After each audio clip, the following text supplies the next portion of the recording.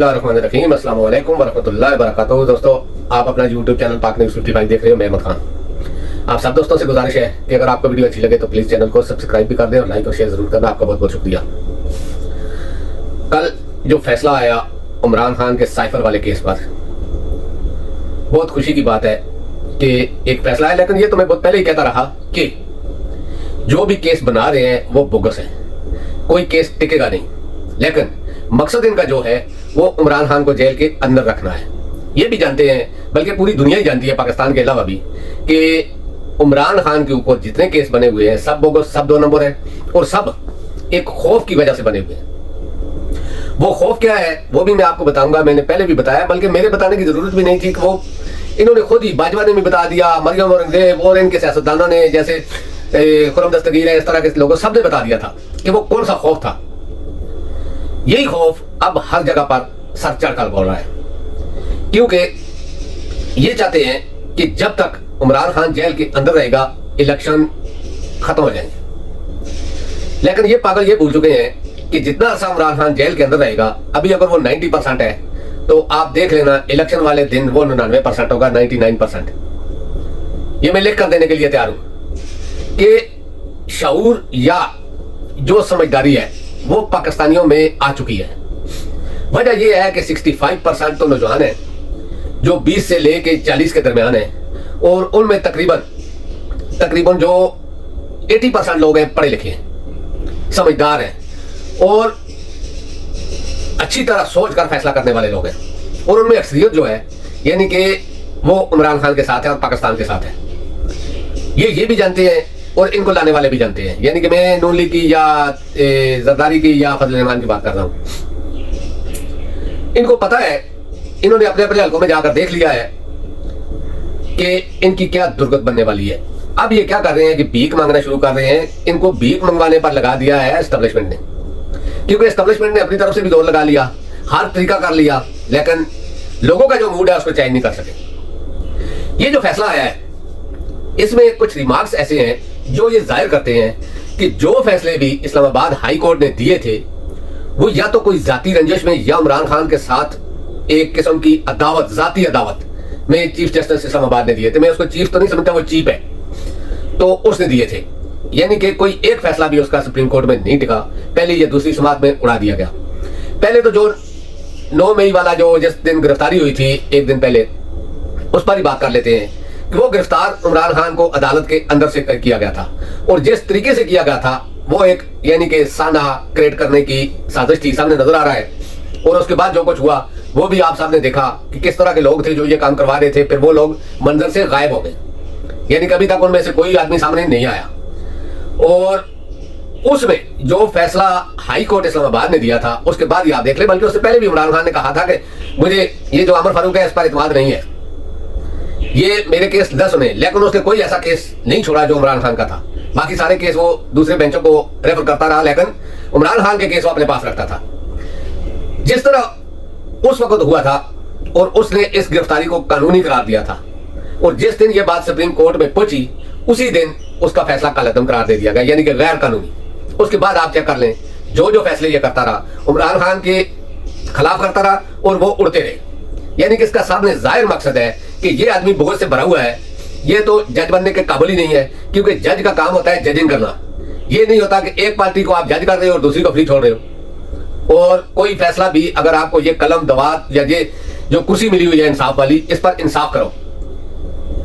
लेकिन असल बात पर मैं आऊंगा, कल के फैसले पर बात करता हूं।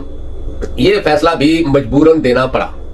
वजह ये थी कि अब जमानत का भी जो है फैसला महफूज हो गया है। हो सकता है इसी हफ्ते जमानत भी हो जाए। यही डर था ताकतवरों को कि अगर इमरान खान की जमानत हो गई या इस केस का फैसला आ गया, क्योंकि केस में तो कुछ नहीं था, ये उनको भी पता था, उन्होंने तो बहुत मेहनत की थी, लेकिन ये उनको भी पता था कि इसमें कुछ नहीं है। तो उन्होंने क्या किया कि पहले इसके मुतबादल एक चीज तैयार की, यानी कि नैब का एक केस तैयार किया और नैब में गिरफ्तारी डाली गई। किस में? अब्दुल कादर ट्रस्ट में। वो केस भी नहीं बनता, वो पहले भी उड़ चुका है एक बार, वो केस बनता ही नहीं है। इमरान खान के खिलाफ नहीं बनता है। अगर बनता है तो फिर सुप्रीम कोर्ट के खिलाफ बनता है, अगर बनता है तो फिर मलिक रियाज के खिलाफ बनता है, अगर बनता है तो उस वक्त के इदारों के सरबराह के खिलाफ बनता है। लेकिन इमरान खान के खिलाफ इन्होंने वो केस तैयार किया अब्दुल कादर वाला।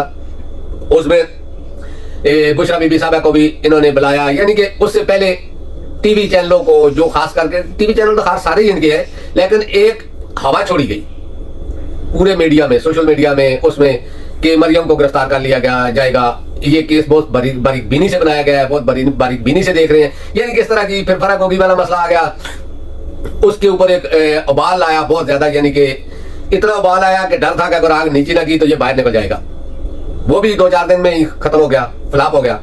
तो इमरान खान की गिरफ्तारी जब नैब में डाल चुके तो ये फैसला आया। लेकिन अच्छी बात है, खुशआइंद बात है कि एक ऐसे केस में जो बनता ही नहीं था इमरान खान के खिलाफ, उसमें इमरान खान का ट्रायल किया जा रहा था और जेल के अंदर। लेकिन इसमें रिमार्क्स कुछ बहुत अच्छे हैं जो आने वाले वक्त में आप देखेंगे, जिस तरह जेल ट्रायल या खुफिया ट्रायल या इस तरह के रिमार्क्स जो है। इसके बाद यानी कि इमरान खान की जो गिरफ्तारी डाली गई है, मकसद यही है कि इमरान खान को इलेक्शन तक बाहर नहीं आने देना। मैंने पहले जो कहना था कह दिया।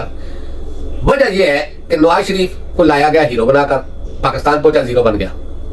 उसकी वजह से हमारी स्टेब्लिशमेंट जीरो बन गई, हमारे ताकतवर जीरो बन गए, हमारे न्यूट्रल जीरो बन गए, बल्कि जर्नैल सारे जीरो बन गए, जो इसमें मुलव्वस नहीं है वो भी जीरो बन गए।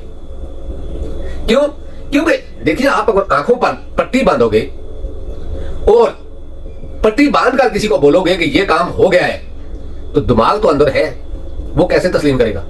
जब नवाज शरीफ एक मुजरिम है, मुजरिम गया था, मुजरिम आया है, उसको इतना प्रोटोकॉल, हर किस्म की फैसिलिटी, और जो एक आदमी अभी मुलजिम है, मुलजिम भी पूरा नहीं है, उसके खिलाफ सब कुछ हो रहा है, तो क्या इतने ही अंधे हैं दुनिया भी और पाकिस्तानी भी, चाहे वो किसी पार्टी से ताल्लुक रखते हो? लेकिन जो थोड़ी बहुत भी समझ रखता है ना, वो इस चीज को समझ रहा है। हाँ, जो बिल्कुल गधे हैं, गधों से भी परे है, वो नहीं समझते। लेकिन जो थोड़ा बहुत भी समझदार है, या जिसके अंदर थोड़ा सा भी इंसानी दिमाग है, वो ये समझते हैं कि ये एक ऐसी कार्रवाई हो रही है जो ताकतवर करवा रहे हैं और शरीफों के कहने पर करवा रहे हैं और इंटरनेशनल एस्टेब्लिशमेंट के अंडर ये करवा रहे हैं। क्योंकि एक खौफ था इमरान खान का, चाहे वो पाकिस्तानी एस्टेब्लिशमेंट में हो, चाहे पाकिस्तानी ब्यूरोक्रेटों में हो, चाहे पाकिस्तानी सियासतदानों में हो, चाहे किसी यानी और एक इंटरनेशनल एस्टेब्लिशमेंट में भी ये था, ये खौफ था इमरान खान का। इसी वजह से ये सारा कुछ तैयार किया गया। तैयार करने के बाद इमरान खान को उतारा गया और उसको न लाने की आगे। देखिए, जिस वक्त ये काम हुआ था, ये यानी कि रिजीम चेंज वाला, उससे पहले बाजवा ने इन लोगों को बुलाकर ये कहा था कि इमरान खान ने एक यानी कि फैसला कर लिया। ये खुफिया मीटिंग में नून लीग के लोगों को, पीपल पार्टी को, मौलाना फजल रहमान को, इन सब को वो बताता था कि इमरान खान ने एक फैसला कर लिया है, वो 10 साल के लिए पाकिस्तान का सदर बनेगा। ये आपने पिछले दिनों सोशल मीडिया में भी सुना होगा कुछ अर्सा पहले कि सदारती इंतखाबात आ रहे हैं, उस पर बात हो रही है, ये हो रहा है, वो हो रहा है। यानी कि ये जहन में डाला गया था नून लीग में और इन सब पार्टियों के अंदर, बाजवा ने और एस्टेब्लिशमेंट ने। बाजवा अकेला तो ये काम नहीं कर सकता था ना, उसके साथ तो ये लोग थे। अगर अकेला आदमी फौज में कोई काम भी नहीं कर सकता, पीछे साथ होते हैं लोग। तो ये काम किया गया, इनके अंदर इतना डर बिठाया गया कि इमरान खान आएगा तो उनमें से किसी को भी नहीं छोड़ेगा और फैज हमीद को वो चीफ ऑफ आर्मी स्टाफ लगाएगा और तुमको उल्टा लटकाएगा। ये बात बाजवा ने इनके जहन में इस तरह डाल दी, जिस तरह मुसलमानों के जहन में ये डाला हुआ है कि कंकर को, शैतान को कंकरियां जरूर मारनी है। यही बात बाजवा ने इन लोगों के जहन में डाल दी थी कि इमरान खान अगर आ गया तो आप नहीं बचोगे। फिर उसके बाद रिजीम चेंज हो गया। उसके बाद क्या हुआ कि पासा थोड़ा पलटा, तो बाजवा वगैरह जब भी कोई बात करते थे तो यही जो बाजवा जिनको डराता था वो कहते थे कि अगर हम नहीं होंगे तो इमरान खान आएगा तो तू नहीं बचेगा और तेरे साथ वाले नहीं बचेंगे। ये उल्टा सीधा ये करते रहे 14 महीने पाकिस्तान के साथ खेलते रहे, पाकिस्तान को फुटबॉल बनाए रखा। आखिर में जब इनका टाइम खत्म हुआ तो देखा फुटबॉल तो पंचर हो चुका था। तो ये खौफ है जो अभी तक, पहले तो एक सिर्फ बाजवा ने क्रिएट किया हुआ था, एक खौफ लोगों के जहन में बिठाने के लिए, लेकिन अभी हकीकत में एस्टेब्लिशमेंट, न्यूट्रल, सियासतदान, ब्यूरोक्रेट, इन सब के अंदर है ये खौफ कि अगर इमरान खान आ गया तो हमें से कोई नहीं बचेगा। वजह यही है कि चोर की दाढ़ी में तिनका होता है। यही बात है कि ये सब चोर हैं, चाहे उसमें न्यूट्रल है यानी कि दूसरा एस्टेब्लिशमेंट में बैठे हुए और कुछ हैं, जज हैं, ब्यूरोक्रेट हैं, जिस तरह इलेक्शन कमीशन है या नैब का चेयरमैन है या दूसरे लोग हैं, जो भी है वो सब डरे हुए हैं क्योंकि उनकी दाढ़ी में तिनका है। वो डरे हुए हैं कि इमरान खान को अगर मौका मिल गया या तहरीक इंसाफ को मौका मिल गया तो ये हमें कभी नहीं छोड़ेंगे। इसी वजह से उन्होंने नवाज शरीफ को लाने के बाद पहले तो उनके जहन में ये बात थी कि नवाज शरीफ की तकरीबन 50% तो होगी। उसके आने के बाद क्योंकि शहबाज शरीफ ने जो बेड़ा गर्क कर दिया था, फिर उन्होंने नारा लगाया, शहबाज शरीफ खुद भी कहता था कि नवाज शरीफ आएगा तो वो ये कर देगा, वो कर देगा। वजह यही है कि वो तो पहले भी नवाज शरीफ चलाता था, लेकिन अवाम को तो बेवकूफ बनाना है ना। वो जब भी मैं उसको मौका मिलता है वो ये कहता है कि हमें एक मौका और दो। तो नवाज शरीफ आएगा तो अदारों के अंदर भी ये बात बैठी हुई थी कि नवाज शरीफ की तकरीबन ज्यादा नहीं होगी तो 50% तो होगी, फॉलोइंग लोगों से मोहब्बत करते होंगे। लेकिन जब वो लाए तो वो 5% भी नहीं थी। लाने के बाद उनको पता चला कि ये 5% भी नहीं है। क्यों? वजह ये थी कि अदारों ने देखा, पहला ही जलसा फलाप हुआ, जलसे में अदारों के लोग, पुलिस के लोग, रेंजर के लोग, फौज के लोग, टीचर, स्कूल के बच्चे कॉलेजों में से निकाल के लेकर गए कराची तक, बलूचिस्तान तक, गिलगित बल्तिस्तान तक लोगों को बार बार का लाया गया। लेकिन जिस शहर में जलसा हो रहा था वो 3% भी नहीं था, और लोगों को जबरदस्ती पूरे पाकिस्तान से इकट्ठा करके लाया गया। एक जलसा किया, और जलसा भी कैसा किया कि झंडे नजर आ रहे थे, लाइटें नजर आ रही थी, आदमी नजर नहीं आ रहे थे। यानी कि मकसद ये है कि कुर्सी के साथ अगर 2 झंडे लगा दो तो झंडे भी बड़े बड़े, तो झंडे ही नजर आएंगे ना, नीचे आदमी तो नजर नहीं आएंगे। तो आप 1 लाख झंडा लगाओ तो आदमी भी आप बोलोगे 1 लाख ही है, ठीक है, चलो मान लिया, ओके, कोई बात नहीं। लेकिन अब क्या हो रहा है? खौफ बाहर निकल रहा है। जो अंदर खौफ है ना सबके, वो बाहर निकल रहा है। नवाज शरीफ को भी पता चल गया, उसको लाने वालों को भी पता चल गया कि ये तो अवाम में जीरो है, और इसकी पार्टी क्या, दूसरे लोग भी जीरो है। बिलावल के बयान सुन लो, बिलावल को भी पता चल गया है, मुल्ला के बयान सुन लो, सब, यानी कि सबको पता है, सबके दिमागों में एक झंझलाहट बैठी हुई है कि हमसे गलती जो हुई है उसको कैसे सुधारें। तो उन्होंने क्या किया कि बिलावल नून लीग पे फेंक रहा है और मौलाना सऊदी अरब और चीन पे फेंक रहा है। ये बातें इस तरह हो रही हैं कि अब देखो नवाज शरीफ को दर दर की ठोकरें खानी पड़ रही हैं। यानी कि अगर नवाज शरीफ इतना बड़ा लीडर होता, जो 3 बार का वज़ीर-ए-आज़म है पाकिस्तान का, बना कैसे है ये तो अब पता चल रहा है ना कि वो कैसे बनता रहा है, लेकिन वो 3 बार का वज़ीर-ए-आज़म है, आम लोगों के पास, यानी कि बिल्कुल गिरे हुए सियासतदानों के पास भी पांव में जाकर बैठ रहा है। और खुशी ऐसे हो रही है कि मीडिया वाले और खास करके समा, जियो 24, सिटी 21 इस तरह के चैनल जो है इस तरह खुशी से एक चीज कह रहे हैं कि आज 50 मिल गए, आज 60 मिल गए, आज 70 मिल गए, आज 10 मिल गए, आज नून लीग की तहरीक इंसाफ की फलां विकेट गिर गई। ओ भाई, इनके मिलने का कोई फायदा नहीं है। मिलने का फायदा तब है जब अवाम मिलेगी। लीडरों को तो आपने कितनों को जेलों में बंद किया हुआ है, क्या कोई फर्क पड़ा? फर्क नहीं पड़ेगा। एक झलक इमरान खान की, इनका जितना भी रिजीम चेंज के बाद जितना भी इन्होंने बयानिया बनाया है ना, उसको गिरा देती है। फिर आप देखें, छोटी सी बात करता हूं। शेर अफजल खान एक कारकुन है, छोटा सा, अभी हम जानने लगे हैं उसको। इमरान खान की वो बात करता है, लोग उसकी कितनी इज्जत करते हैं, खुदा की कसम। इससे यानी कि नवाज शरीफ की इज्जत से 1000 गुना ज्यादा इज्जत लोग उसकी करते हैं, मोहब्बत उससे करते हैं। वजह कि वो इमरान खान से मिल के आता है, वो बात करता है इस तरह दूसरे वकला भी। तो मेरा ये कहने का मकसद है कि नवाज शरीफ को तो दर दर हड्डियां चुनने के लिए इन्होंने छोड़ दिया। मरियम भी समझ गई, नवाज शरीफ भी समझ गया, शहबाज भी समझ गया, सारे समझ गए, मुल्ला भी समझ गया, जरदारी भी समझ गया कि दाल गलने वाली नहीं है अवाम में।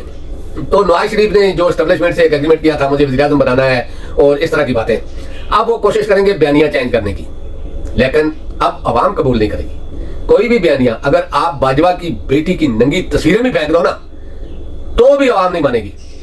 वो तब भी बोलेगी कि ये बाजवा और नवाज शरीफ की मिली भगत है। क्योंकि मैं बाजवा के बारे में ऐसी बात इसलिए कर रहा हूं कि पाकिस्तान को तबाह करने में सबसे ज्यादा किरदार बाजवा का है। बाजवा तो यहिया खान से भी बड़ा गद्दार है। उसके वक्त तो चलो आधा मुल्क गया था, इसने तो पूरे मुल्क को तोड़ने की कोशिश की है। ये तो कोई अल्लाह का ऐसा एक अल्हम्दुलिल्लाह रहमत है हमारे ऊपर कि पाकिस्तानी, ज्यादातर पाकिस्तानी जो है वो पाकिस्तान से मोहब्बत करते हैं, वो सियासी पार्टियों से करते हैं, लेकिन पाकिस्तान से, और जो लीडर भी पाकिस्तान से मोहब्बत करता है उसके पीछे चलते हैं, चाहे वो जर्नैल है, जज है, सियासतदान है, ब्यूरोक्रेट है या आम आदमी है।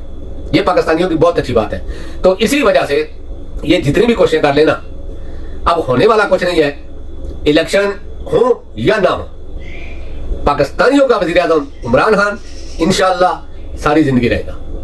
अगर वो रहा तब भी, अगर नहीं रहा तब भी।